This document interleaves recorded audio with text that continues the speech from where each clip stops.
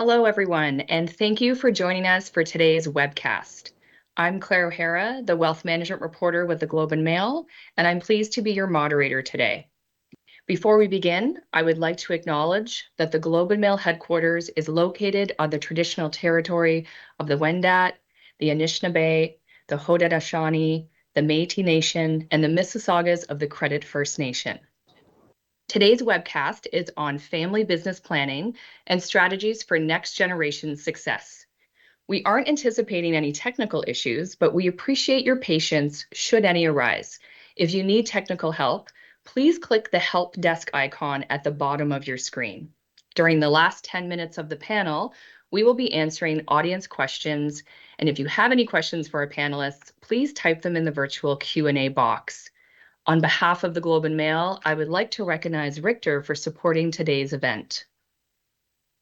With the generation entering retirement in droves and a changing business landscape, conversations around succession and financial planning are increasingly important for family enterprises. Research shows that an alarming 70% of wealth transfers fail, and the reason for that failure usually lies within the family itself, with a breakdown of trust and communication.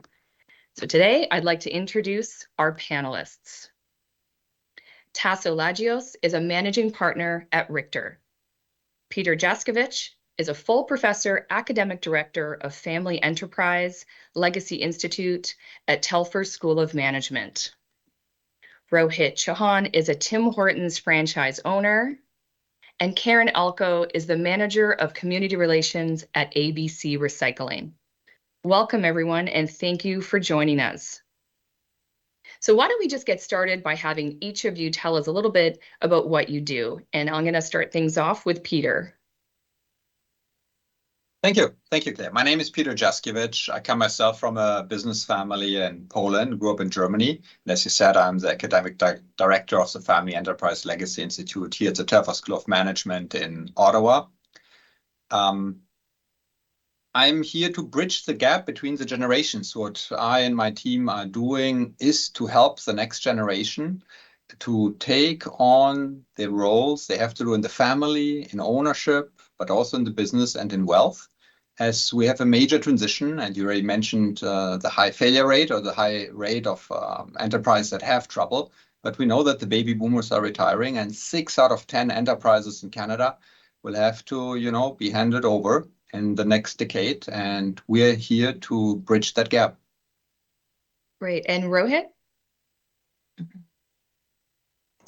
Hi there. My name is Rohit Chauhan, born and raised in Toronto. I'm a second-generation restaurant owner. My parents had opened up their first Tim Hortons franchise in '99.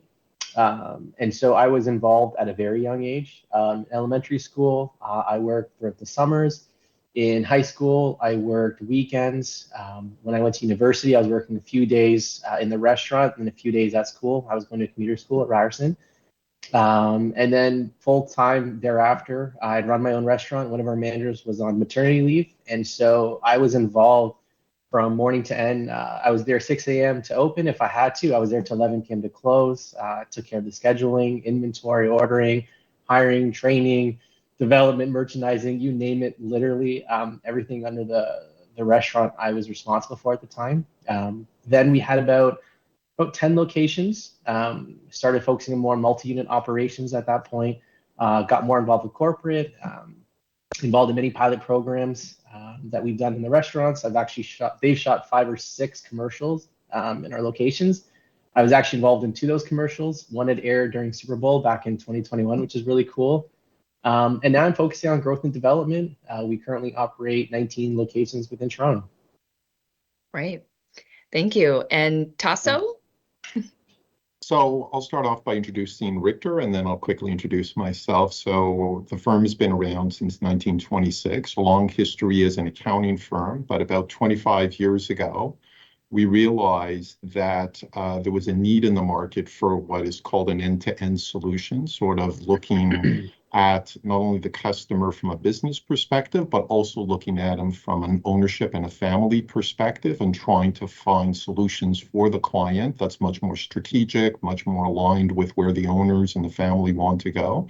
So we started about 25 years ago by developing a wealth management division. And over the last 10 years, we've really scaled that up to really provide a full family office solution. And really what we're seeing where both the challenges exist and the opportunity is really at the intersection of both the business and the family. But it's also the greatest opportunity that we can bring. So that's really where we've been shifting our firm over the last little while, being more of a business family office than an accounting firm, which is a long history in that area. On a personal note, I started in this area when probably I didn't understand what family offices were, and sitting with high net worth families and with business owners and being asked to sit at the table when I was in my 30s, many moons ago, and being asked to guide them, help them. And I saw the opportunity and the need for in the market to have a firm like ours trying to provide and guide families like this. So that's been my background. I'm also a CPA and a tax guy by background, but which is always interesting to bring that expertise. But I think it's a lot more. It's not only the technical skill sets, it's the emotional skill sets that are brought to the table in these kinds of situations. Great. And last but not least, Karen. Hi, thanks, Claire. I am in Vancouver. I was born and raised here. I am a proud fourth generation family member of my family enterprise, ABC Recycling. We have 8 locations in BC, 1 in Alberta, and 1 in Bellingham. And we are a metal processor, exporter, and broker. And my great-grandfather and grandfather started the business in 1912. And today, 2 of my cousins and myself are active owners in the business. And yeah, and my official title is community relations. I wear many different hats, but that is one of the things that I do. Thank you. Thank you, everyone. So just to dive into it, Peter, I'm going to start with you. On a prep call leading up to this event, you and I talked about the huge wealth transfer that I just mentioned that's happening in Canada as family businesses are being handed to the next generation. But can you tell us about how significant this transfer is? Absolutely. I'm happy to say it again because I already mentioned it once. It is such a big number, but 6 out of 10 businesses will be passed on in the next decade. It's the biggest transfer of wealth in this country. The baby boomers are retiring, and it is productive wealth, right? It is the businesses from the small corner store over the car dealership to big multinational companies that are paying taxes, employing people, paying for local libraries, and that are the roots of our communities and the backbone of our economy. So it's critical to help them. All the data for Canada specifically are lacking. We know that, for example, in Europe, it's almost 700,000 businesses that are passed on year by year, and roughly 200,000 of them get into deep trouble. And it's very often because there is too big of a gap between the generations. So that is obviously a major issue. And everyone is focused on the parents' generation. They're in charge. They're paying the bills, but you need 2 to tango. And there's a tremendous need to help them bridge this gap across generations, right, through thought leadership and training. And that's where we are trying to make a difference. Right. And you also mentioned that there was a spike in successions during the pandemic. Why was that? Absolutely. Yeah. So that was very, very interesting. Obviously, very sad because a lot of businesses were struggling. Just think about the closure of the economy. Brick and mortar stores couldn't meet their customers and sell the products. But it also led to a spike in succession twofold. First of all, the next generation, they grew up online more or less. So they had digitalization skills. And we've seen countless examples of family businesses that brought in tremendous entrepreneurial spirit to pivot their business model and survive this major, the pandemic, the major upheaval. And the other part was that the senior generation might also feel uncomfortable, right, because of COVID, to be in the day-to-day interaction with lots of customers, especially at the beginning of the pandemic, right? There was no vaccine. We didn't know what's really happening. And so there was then, if you want, an accelerated succession process to get the next generation involved because we knew there was less danger for them. Right. So jumping over to Rohit, I think you're there in the thick of it, and obviously did quite well through COVID. And Tim Hortons is a brand many Canadians know. But another big topic is ESG, and Tim Hortons has been actively implementing practices that tie back to ESG initiatives. We see the digitization of roll up the rim, changes from your plastic straws to paper, or just a couple examples. But do you notice a difference in how a second generation owner handles these and interprets these types of changes? Yeah, absolutely. I believe that the next generation is inherently just more optimistic. Maybe we're still naive. And so we have this strong belief that we really still can change the world. I kind of think it stems back from school. When I think of my parents' generation, they'd be considered boomers. Recycling wasn't really something that was often talked about in school. And now in my time at Gen Y, it was all about, recycle, reduce, reuse. We had environmental studies. And now, for my children, they would be, I guess, their generation alpha, if I'm not mistaken.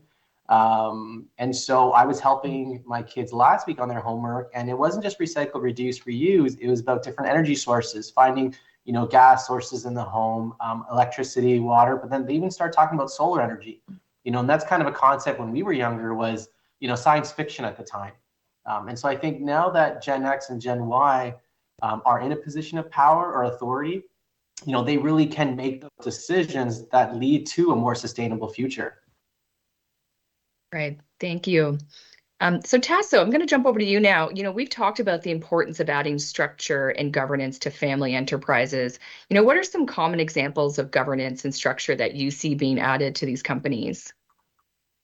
So it's an interesting question because many times I'm asked about governance, and most people sort of frown and think about governance in the context of governments, public companies, things of that nature. But typically, governance can and should exist even in family-owned businesses, and we think it's in some ways essential. And it's quite basic when you think about governance. It's really the structure and the process to provide kind of a code of conduct that builds trust, accountability, empowers people. That's really what governance effectively is at the end of the day. And there's a lot of benefit to having that in a private company, especially when you're looking at Gen 2 and Gen 3 coming into these family businesses. The type of structures I've typically seen is either a board of advisors or a formal board. In most instances, I see many entrepreneurs opt initially, at least, for a board of advisors. The reason is that they're acting in a slightly different capacity. They're more advising and guiding the owner as opposed to sitting in a formal context. And entrepreneurs like to control situations and like to continue, but they like to also have the guidance of other business people, advisors, things of that nature. So that advisory role is a good first step for many family businesses. I've seen a lot of transition, and as Peter mentioned, there's been a lot of transition of wealth and transition of businesses to the next gen. I've seen people move very quickly to a board of directors. Puts a little more formality, more accountability to those who are sitting on the board. And in many instances, it's a mix of family members and non-family members. So those are typically the two structures that I've personally seen. Right, because I was going to ask you if the board of directors would be mixed. That's typically what they'd want to get some outside perspective as well. Is that the same on the family advisory as well? It's a mix? When you say family advisory? Sorry, the advisory board. So you're saying a mix of family members and non? Mm-hmm. That's interesting because really what's happening is the family sitting on the board and they're looking to the advisors for guidance, but there is a mix. So essentially you're having the board of advisors work together with the board itself. So that's really typically what I've seen. And why are families opting to add more structure to how they conduct their business? I would say in many ways complexity. Businesses become quite complex and they're looking to have sort of smart people around the table. Initially, obviously, a lot of these successful business owners feel that they have a good handle on building the business, but because of that complexity, they feel comfortable introducing others, at least in the board of advisory role. I have a client who unfortunately passed away recently. He was Gen 2, passing it to Gen 4, and the business of Gen 4. And what was interesting, he always used to tell me that I have a long-term strategy that changes every day. So I thought that's a very cute way of looking. Entrepreneurs like to be flexible. They don't like to be kept too accountable, but these days they like to know directionally where they're going. Business has become complex. It's not only local, it's national and many times international. So although they want to be flexible, they like to have some direction as well. So structure is starting to become a more important element in a lot of these family-owned businesses. And finally, just on that aspect of structure, what's the purpose of a family council, and how do they work and maybe differ from what you've just been talking about on like boards?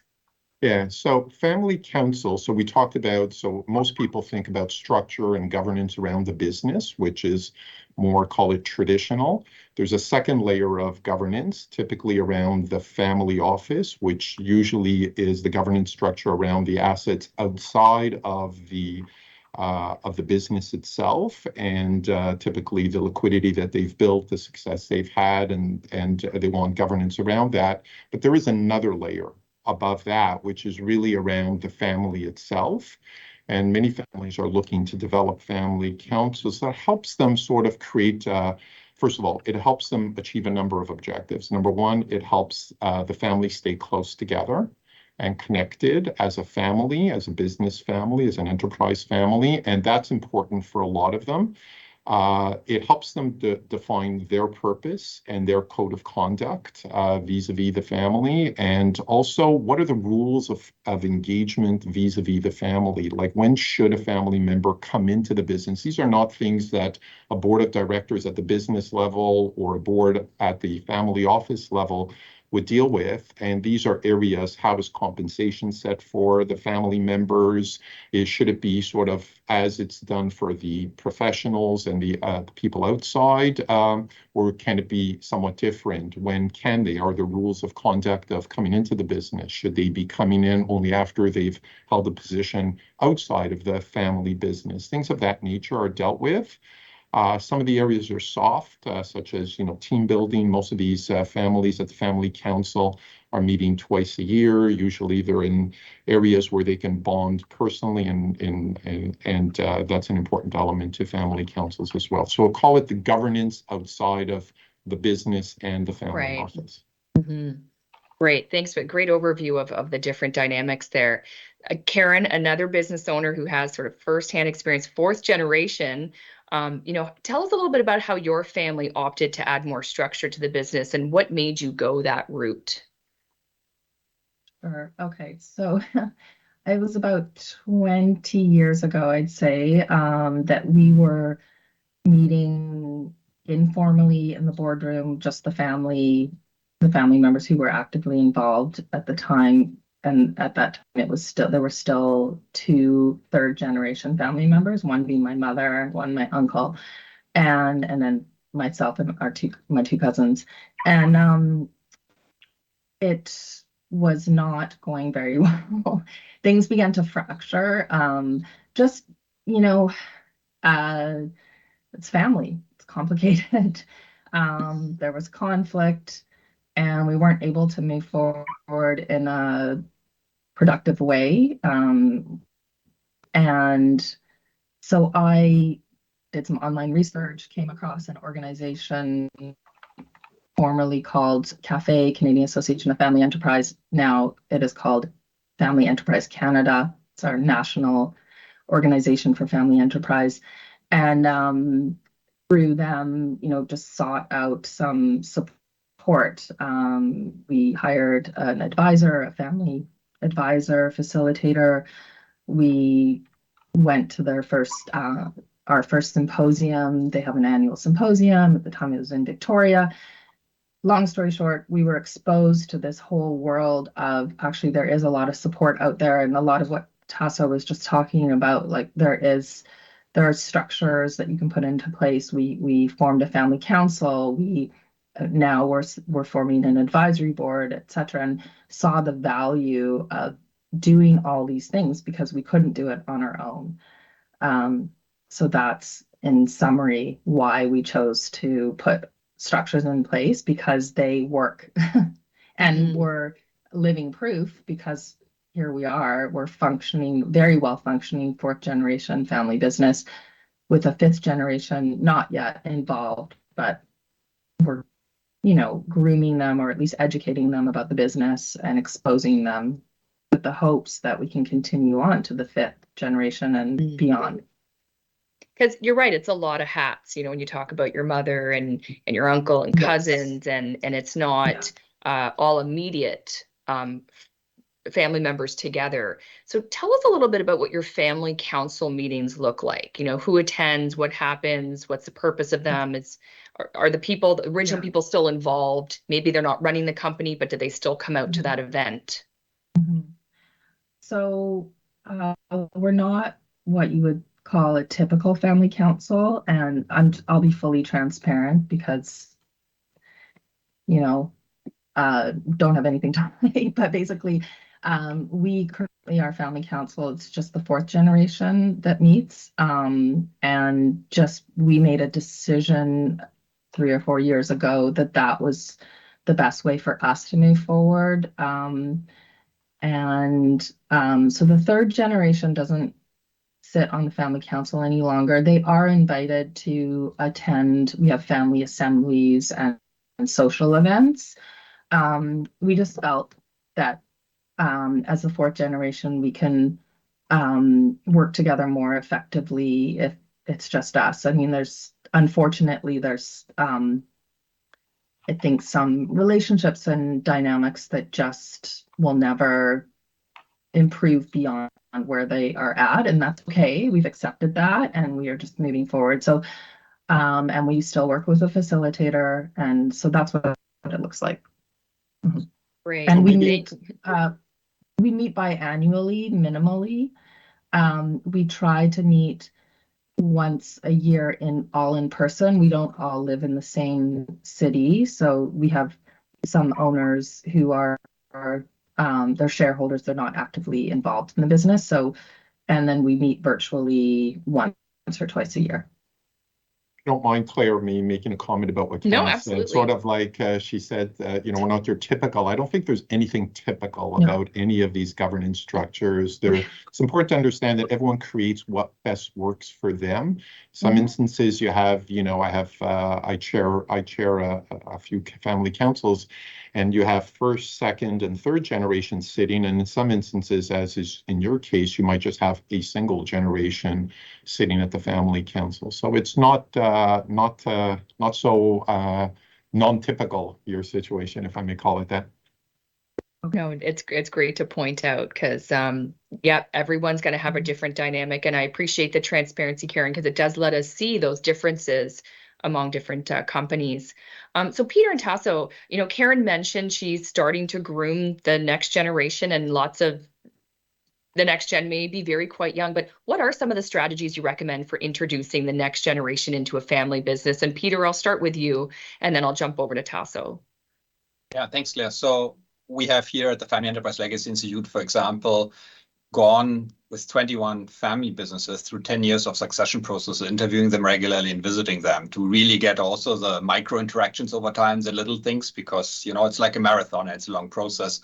You can see very clearly that those who did better involved the kids as early as possible, right? Whether it was helping out after school, during weekends, maybe later in summer jobs, taking them to trade fairs, maybe to see production facilities, right? Being at the summer golf tournament. And the point is, that's what's important is at the beginning to create this identification with the business, this passion for it, right? Like we are selling, I don't know, ice cream, or maybe beer, or we're producing metal parts, or maybe we're the best in recycling, right? And that's so important to create this fire that they have, right, for the business, but also for the family, and for them to learn to interact with each other, and to get it kind of, we call it tacit knowledge, the things you only get when you interact and do things together.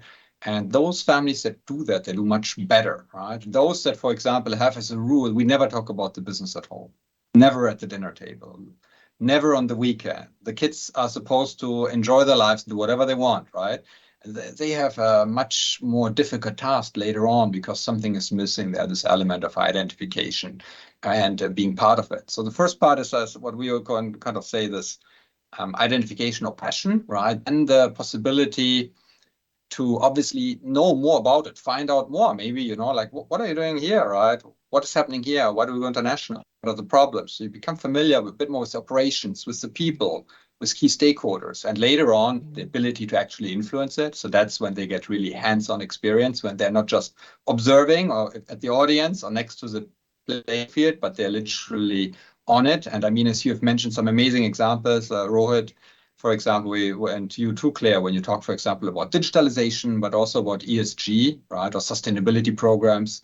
There's a lot of passion in the next generation. Some of our research, again, at the Family Enterprise Legacy Institute, shows that the next generation really wants to catch up on some of these things that weren't as clear for the parents' generation. And it gives them a possibility to have the feelings they really can contribute and get their foot in the door and show it, not just because they have the name of or are related to, but because they can really add something. And that usually then, channels their passion and allows them to make a difference and feel as they are part of something.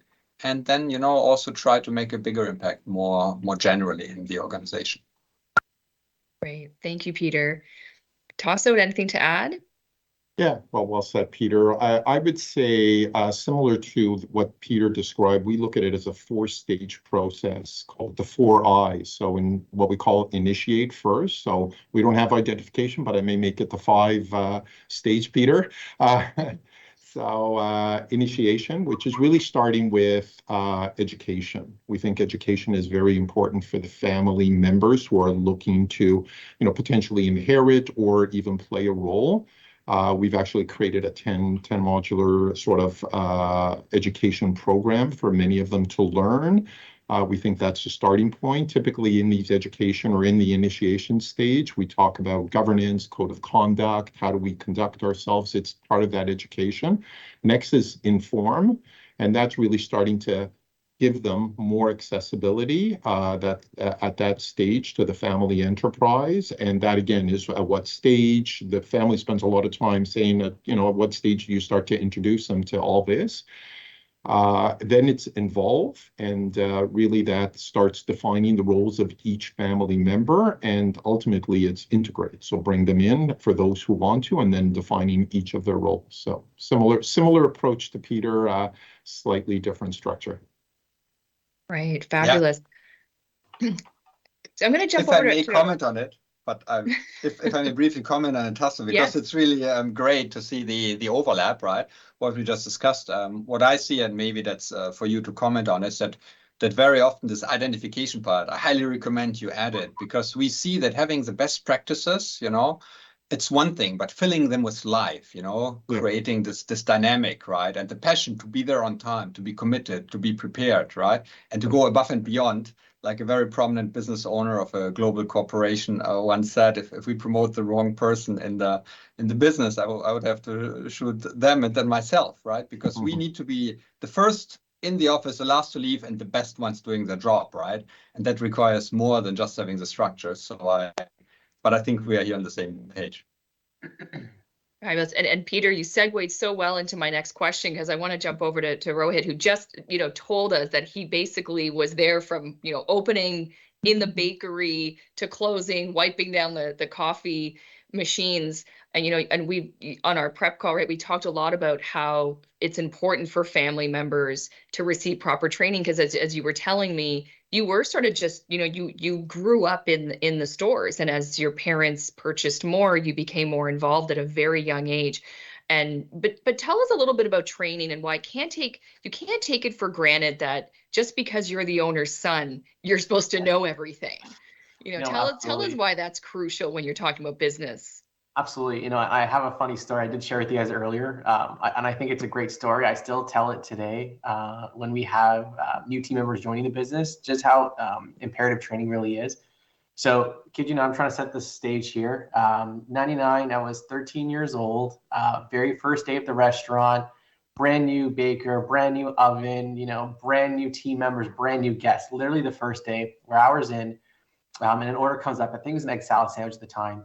And so me not knowing anything but being the owner's son, everyone allowed me as a 13-year-old to walk up to the sandwich station, grab a hot bun and a brand new sharp knife. And so picture this, I'm holding it like a burrito, and that's not how you're supposed to hold a bun if you're going to cut it. And so I began to try cutting. Bun was hard, so it took a bit of effort. Once I cut it, it kind of went through like melted butter. I apologize if anyone's kind of squirmy, because immediately it stopped when it hit my finger. Blood went everywhere. They rushed me to the clinic just across the street. I think I got 5 or 6 stitches on my finger. So I did a pretty good job cutting it open. And it kind of goes to the point where you just can't assume everyone knows something. You know, I was 13 years old. Just because I'm the owner's son, I know nothing. It's my first time in a restaurant. And it's so important that we treat almost everyone in these roles that they're fresh, they know nothing, and ensure that they get all the training from beginning to end. You know, they need the skill sets and tools to be successful, just like anyone else in the organization, really, so they can make the best decisions with the information available.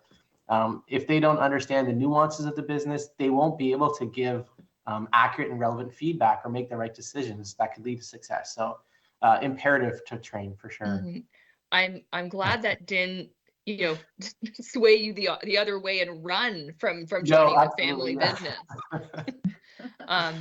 It, you know, we've also talked, we're talking about the next generation, and there's also quite a few options for your family. The children in your family are quite young, still Yes. very, very quite young. But is handing the family business to the next generation something that you're open to, and what approach do you have in mind? And you're not the sole owner. I think it's your sister as well that's involved. So what discussions are you currently having? Yeah, absolutely. So, I mean, we would very much love for them to be involved. It really is a part of our family dynamic. We even have family in Buffalo who also opened up restaurants of Tim Hortons.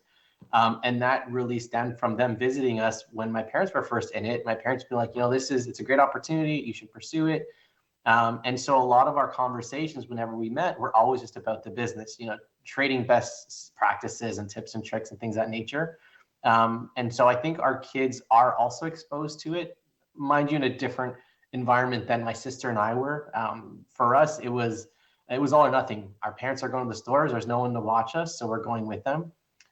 So I think we do have the ability to give them the opportunity to explore their own interests, but still have them involved enough that they're aware of the family business, what it entails. And so if they are ready and they do find, you know, their interests lie within the restaurants, it is something that's available to them. But again, our kids are very young. I have a daughter and 2 twin boys, daughter 6 and boys are 5 respectively. So they are very young, but you know, they already know their favorite order. They know their favorite Timbits. They can identify the Tim Hortons signs. They know which ones are which. So, you know, I think that will be kind of our exposure to them at this age. And I think that's really important for the next generation to understand that it's something that's there, it's an option, but not to force feed it, because that could turn them off at an early age. And I think then it becomes very hard to come back from that. Right.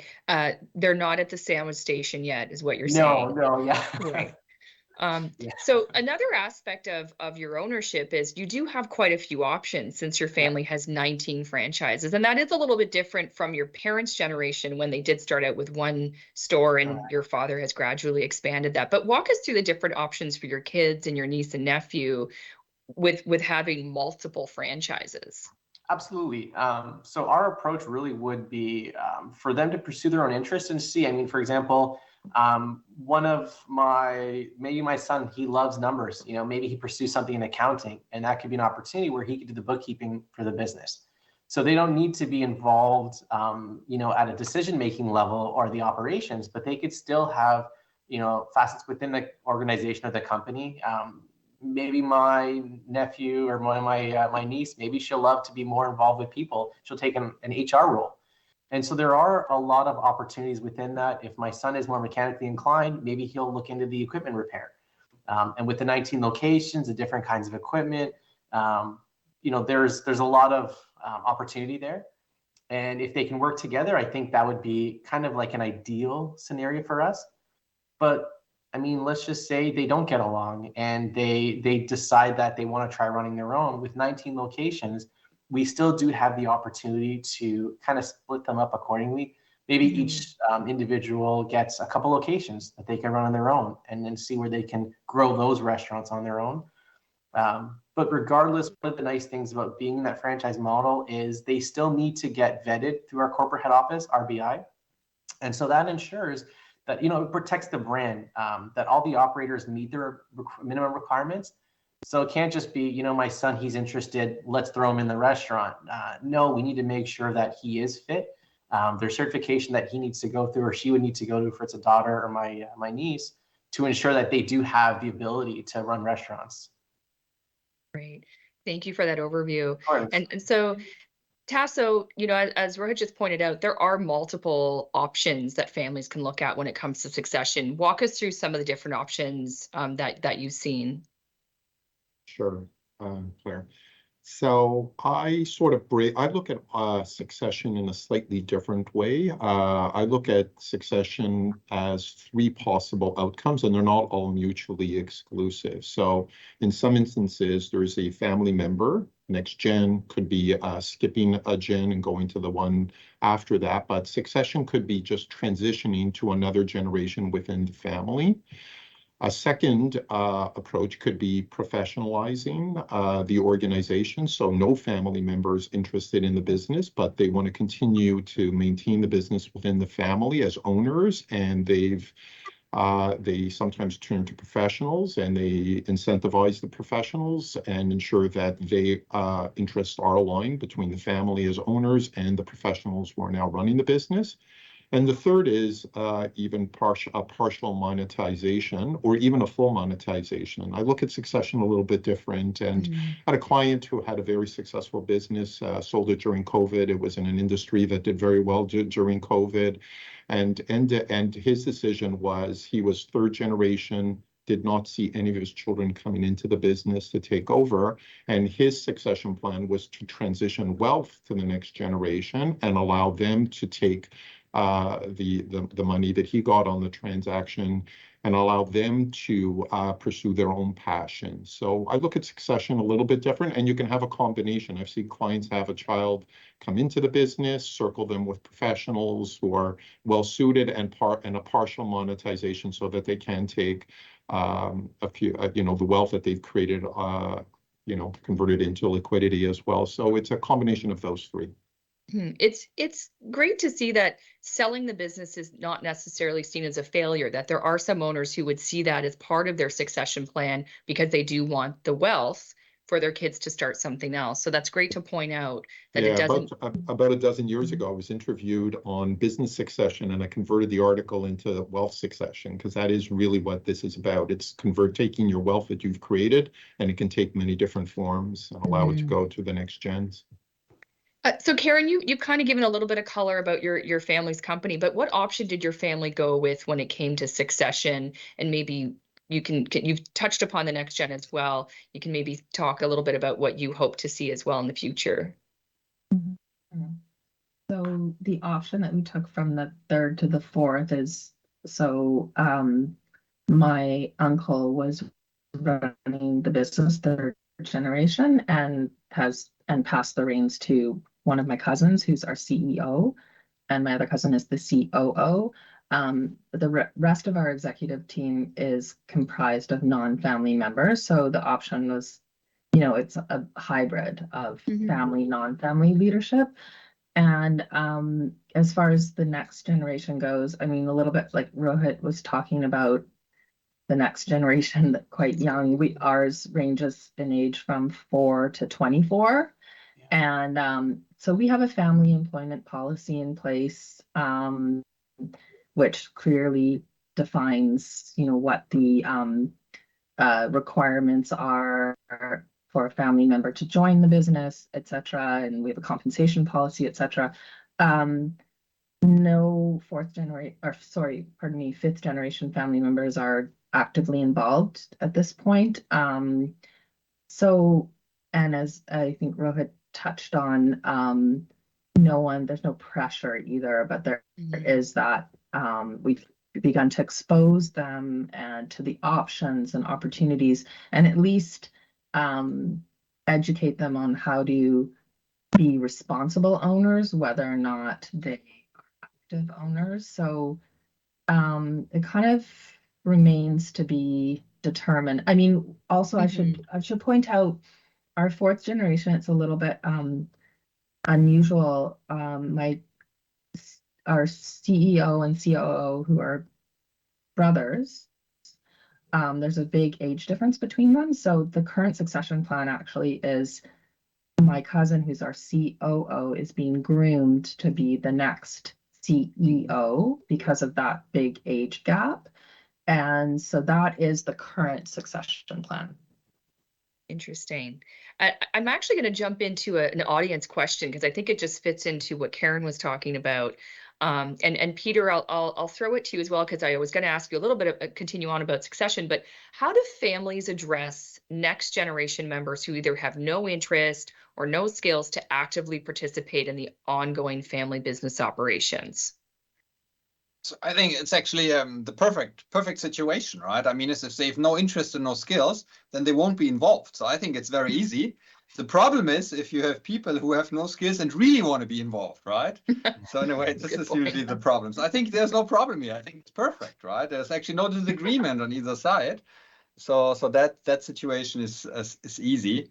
Do they remain as like a shareholder or this is a slightly different question because before it was operational involvement, this would be the ownership involvement. And I think here this is a more tricky question. And you're right. So there's two things that can happen. And I mean, as I applaud here the many examples that Karen and Tasso gave regarding continuous education of the next generation, for instance, right, towards responsible ownership, because everybody thinks always about the rights of owners, right? You have the right to a dividend, right? You have the right to, to maybe bask in the glory of your ancestors and the business, but it also comes with many duties. And so it's important to share that. And I think in many cases, there has to be a discussion about it, whether people feel comfortable. I know many next generation owners who feel uncomfortable being an owner, right? And who realize it will take years of preparation. So they see it actually as a burden, more so than an entitlement in any way. And they would actually slow down their parents with the transition because they said, we don't feel ready yet, right? So there's two parts to that perspective. But the other thing I want to add, if you have a functional family, right? And we talk about owner, managers, sibling partnerships, cousin consortium, it is normal that not everyone will be a capable and responsible owner. You might have artists, dentists. I talk about dentists. I was yesterday at the dentist. And then you have maybe other people who are tennis players or architects or public servants or maybe entrepreneurs, and they do not have the time or interest to focus on that. But they can still add value if there is a trust there. And for example, they have a family account to ensure that the values that they have are lived in that business, right? They're proud of it. They can provide what we call patient capital. They can provide this long-term perspective that allows the group of the family owners, right, to make long-term decisions that are better for the business and the community and thereby create value. So if there is a trust and other family members take on that role, right, these members can be informed, they can be taken along, they can ask questions, maybe even discuss them, but they are less likely to lead them or come up with them. And that's possible. And I give them credit for that. We have seen it in many cases in European companies that are 10, 15, 20, 30 generations old with hundreds of shareholders, right? What kind of value it is if you know that there is this capital and not tomorrow somebody will push a button and sell these shares and they can make sometimes $1 billion investments into very long-term projects. That is of tremendous value. Well, you say 30 generations, that just seems very overwhelming. And just to stay on that family dynamic during succession, you mentioned that is the major reason why businesses frequently fail. When is the right time to start talking about succession? We've heard from both Karen and Rohit that they've already started to sort of pop in questions here and there and get them interested in the family business, but they also want them to explore their own interests. And maybe you can talk about some of the common challenges families experience. You touched upon some of them. Maybe there's a few others. Yes, I think I really liked Tasso's example at the beginning where he said, I have a long-term plan that's constantly changing by one of his clients. I think it's the same way. You need this communication across generation. And I realized I don't like two terms that we use today. So succession is one of them. For me, it's continuity planning. And it's also ensuring that the best people are in the right place with the right resources, to live a fulfilled life and make responsible decisions for themselves and those around them. And you don't want to put maybe somebody who doesn't fit into position, right, where they will actually maybe not create any value or not be good for the community. So I think it is also important to be honest, and so as early as possible, right, is my point. And that's why I talk about continuity planning. It is continuity of wealth, right? But it might be that the path of some family members will go another way, right? It doesn't mean that they won't be part of the family. They will be, and they'll be part of that, but they do not have to be part of the business. And a second point I would like to add here, because there's another term I don't like, and this is a professionalization of the family firm. Most family firms are extremely professional. They outperform the non-family firms around the globe. And I think what Tasso meant was bringing in non-family managers and board members, right? But I've seen non-family businesses that were very unprofessional too, right? So I just want to say that I think the point was bringing non-family talent, and that's fine. But I think here it is important, the earlier you start discussing continuity planning, the more you're likely actually to have an extremely professional long-term plan that might evolve over time, but also these honest discussions that there's fewer surprises along the way. And so we see in some of the cases we had people talk about that they figured out succession in the sandbox when they were fighting when they were 5. And one of the successors, there were 5 siblings, said, "Oh, we haven't been fighting since we were 7 because we figured it out from 5 to 7." Right. So, I mean, it helps. What happens is that very often it's the older generation here, that for them, it's the elephant in the room. They don't want to let go. They want to specify when they let go. And they have no experience preparing the last generation because maybe they started the business. So they do not raise this topic because they're afraid of the consequences, but because they do not raise it, because they cannot keep the emotions out of it, right? Nobody really knows what's happening, when it will happen, how to prepare for it. And at then some point of time, there's a fact out there, right? Somebody got sick, somebody had an accident, or somebody left. And now everybody has to make ad hoc, quick decisions. And we make quick decisions full of emotions, usually make bad decisions, even the best people, right? So the earlier, the better, and the more honest, the better. And very importantly, across generations, please. Right. Very quickly, Tasso, do you have anything to add on big challenges that you see in the family dynamics? Yeah, so Peter touched on a few of those, is understanding the roles of every family member and non-family members. I think that's always important. If those who are owners, they understand they are owners and not operators, and going into and acting as an operator could create some challenges. So knowing the roles of each of them, family members who are neither owners or running the business, and those who are in the business. So sort of covering that full spectrum of possibilities is very, very important. Clarity around that. I think Peter touched on it too, is building trust and making sure trust is developed and built. And I think a lot of that is done through proper governance structures, making sure clarity is there, providing accountability, and most important is communication. The more people communicate, the less you run into trouble. And in most cases where I've been brought in to deal with troubled situations, just lack of communication. And if you build that allows for providing that trust that you want in many family businesses. I'm going to jump over to another audience question because I think it kind of fits into what we're talking about here. And I'm going to ask the business owner, Rohit and Karen, to start us off on this one. But it's a great question. Someone asked, they're going to be moving company shares to their 3 children who are heavily involved in the business, but they're concerned about the spouses of a couple of their children. So how do you protect the company if something happens to their marriage? Do you have any guiding principles for me? So I'm just wondering, maybe Rohit, you can start, because I know you and your sister are involved. Did that come up with your parents? Is that an issue, talking about spouses or partners? Absolutely. So, and a lot of the times people still ask me if my wife's involved in the business. We've been married for just over 10 years now. And she's known me, her whole family knows me as Tim Horn. So they always kind of tease her. But truth be told, my sister and I agreed that we want our spouses to also pursue their own individual passions. So my brother-in-law, my wife, they're not involved in the business. They are absolutely guests of ours, and they love our products and things of that nature. So they'll visit our locations, but they're not involved in any kind of operational role of any sort. Now, as far as if the marriage goes south, I mean, that might be more of a legal thing, and that could be perhaps how the business is structured. If they've made them also shareholders, I think it does make it a little bit more muddy at that point. in that scenario. But as far as an operations perspective, I think, as Tasso said, communication, communication, communication. Making everyone aware that, you know, we want to keep the spouses, for that example, outside of the business. If they're pursuing their own passions, perfect. If they're also involved, I think it then does complicate matters a little bit. And that might be a little bit more of a trickier scenario to handle. Mm-hmm. Karen, what's your experience? Well, our shareholders agreement, shares can only be passed down to blood descendants. So we've put that in place. I mean, that, you know, that could be revisited. You know, we do have quite a bit of divorce in our family through the different generations. I'm divorced myself, but my ex-husband was never a shareholder. So I guess that's one approach. But I do think that, you know, as Rohit touched on, the spouses are, you know, they're the parents of the next generation as well. So it is important.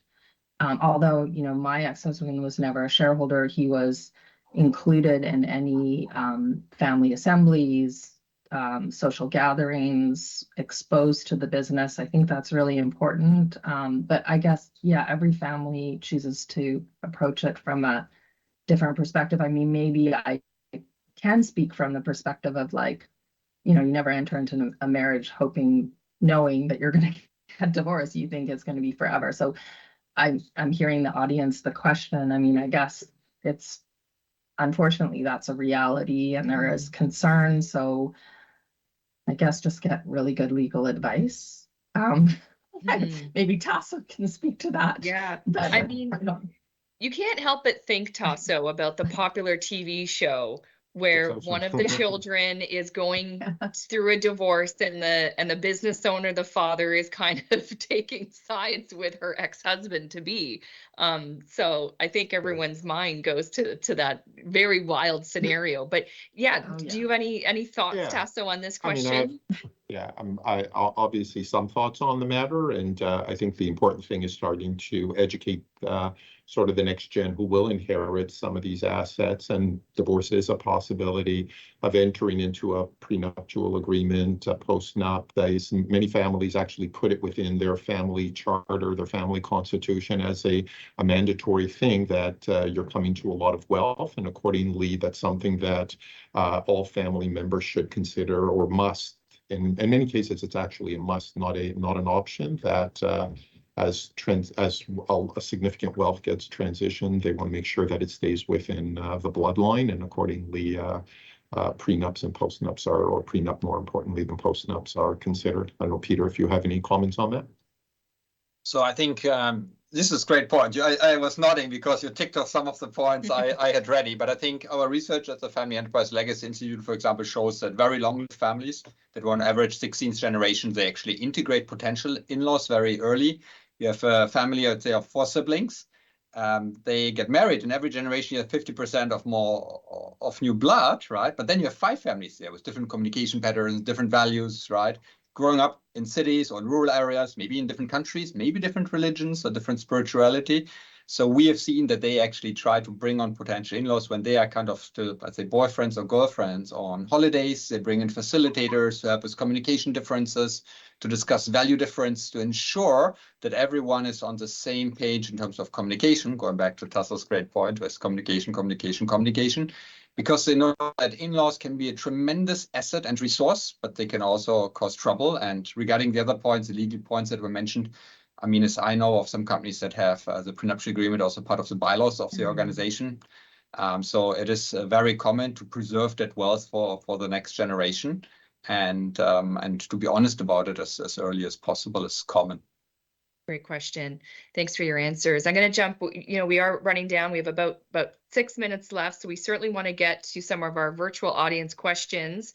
And I'm not sure we can all, and the whole panel, answer each one, so I'll try to direct it to who I think we can get some good clarity on. That this is a great question. Do next gen entrepreneurs have a stronger interest in engaging with third-party expertise or outsourcing management support? You know, Tasso was touching about this earlier, and, you know, what expertise are they seeking? So Karen and Rohit, like, where do you, what are your thoughts on this? Or do you have a stronger interest in engaging in third-party expertise than maybe the generation before you? Karen's nodding yes. I would say for sure. Yes, definitely. And I see great value in engaging with third-party expertise. It helped our family enterprise immensely. So fantastic. And Rohit? Yeah, I mean, we haven't done so much as of yet, but it is something that my sister and I often talk about. I think because our operation, even though we operate 19 locations, the extent of what we do is still relatively simple. So we've kind of figured it out over the years and have just been kind of rinse and repeating, if that would make sense. But there are situations that arise, small things. Now that we're kind of looking at how we take on accounting, we look at how we're taking on, now we're looking at doing it in-house versus using a company that we'd used prior when my father started the business so many years before. And I joke, but it's true. We don't do e-transfers yet. We still do checks, and we're in the 21st century. So there's small things like that we kind of revisit and say, just because we were doing something right before doesn't necessarily mean it's the best way going forward. So there is a lot of that we definitely reevaluate. But yeah. Great, thank you. The hard part, Claire, in this is that the sort of, the business needs are many times well covered by professionals. Sometimes what's hard is to find the types of professionals that truly understand that full spectrum, the end-to-end, right? Which is a lot more complicated. It's business, it's sort of family, it's ownership, and kind of trying to tie all the pieces together is probably the hardest part, and having those types of professionals and some ways that's where we saw our own opportunity, is that there was a void in the market of having those types of firms that can actually assist, call it that end-to-end spectrum of advice. Great. Another audience question is, often the business and family's current advisors are well respected and can serve as a catalyst to instill structure and governance. What type of interface should the family office maintain with the business family advisors, other advisors? Peter, do you want to take that one? Sure, I'm happy to take that one because it made me laugh. We know that 80% of next generation members are very critical of the parents' advisors. Maybe I should provide the bigger context. We have reached out and worked with over 100 families globally that are prominent, asking the next generations for their most pressing questions and also trying to understand what is happening. They're realizing their very other needs, and very often they are left out because everyone is focusing on the parents, not involving them. So they very often feel excluded, and the advisors that have been there for a long time, who might add tremendous value, maybe also ignored them because they were not paying the bills and they were smaller or younger or different, right? And they were also not from the generation of the advisors. So what happens is that in many cases, the next generation takes over and also rejects a lot of this very good advice or this support system that maybe the parents' generation has had. And that causes its own problems, right? Because it's difficult to assemble a good NHL team if you want, right? And then if you let most of them go and bring on maybe own people, but who have never played together, right? It's difficult, to be the conductor of that orchestra of people who have never really played together.